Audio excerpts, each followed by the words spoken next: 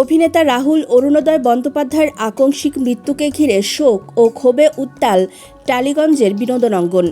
ঘটনার 5 দিন পর অবশেষে আইনি পদক্ষেপ নিলেন তার স্ত্রী প্রিয়াঙ্কা সরকার। শনিবার 4 এপ্রিল দুপুরে শিল্পী ও কলাকৌশলীদের সঙ্গে নিয়ে তিনি রিজেন্ট পার্ক থানায় মামলা করেন। এর আগে শুক্রবার রাতে টালিগঞ্জ টেকনিশিয়ান স্টুডিওতে জরুরি বৈঠকে বসে শিল্পী সংগঠন। বৈঠকে উপস্থিত ছিলেন প্রসেনজিৎ চট্টোপাধ্যায়, শাশ্বত চট্টোপাধ্যায়, আবির চট্টোপাধ্যায়, চিরঞ্জিত চক্রবর্তী, ঋতুপর্ণা সেনগুপ্ত সহ আরও অনেকে। সেখানেই রাহুলের মৃত্যুর ঘটনায় আইনি পদক্ষেপ নেওয়ার সিদ্ধান্ত হয়। ভারতীয় গণমাধ্যম সূত্রে জানা যায়, নিরপেক্ষ তদন্তের দাবিতে জাস্টিস ফর রাহুল শিরোনামে একটি মিছিল অনুষ্ঠিত হয়েছে।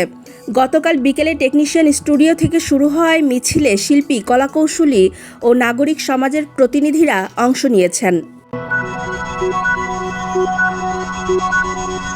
এই কর্মসূচিতে কোনো রাজনৈতিক রং না দেওয়ার আহ্বান জানিয়েছিলেন সংশ্লিষ্টরা। ঘটনার সূত্রপাত গত রবিবার। ওড়িশার তালসারি সমুদ্র সৈকতে ভোলে বাবা পারকারেগা ধারাবাহিকে শুটিং করতে গিয়ে সমুদ্রে তলিয়ে যান রাহুল।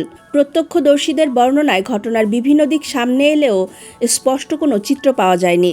কেউ বলছেন দীর্ঘ সময় পানিতে ডুবে থাকার পর তাকে উদ্ধার করা হয়।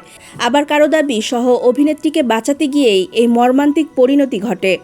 এদিকে প্রযোজনা সংস্থার দেওয়া তথ্য ও শুটিংয়ের ভিডিও ফুটেজের মধ্যে অসঙ্গতির অভিযোগ উঠেছে।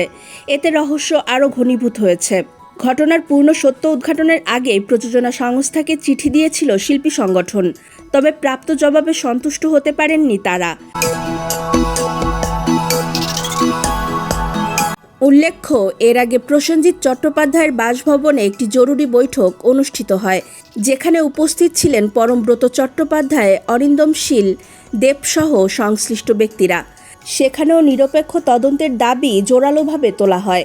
রাহুলের এই অকাল মৃত্যু এখনও ধোঁয়াশায় ঘেরা। কিভাবে এই দুর্ঘটনা ঘটল? কার অবহেলা ছিল? এসব প্রশ্নের উত্তর খুঁজতেই এখন তাকিয়ে গোটা বিনোদন অঙ্গন।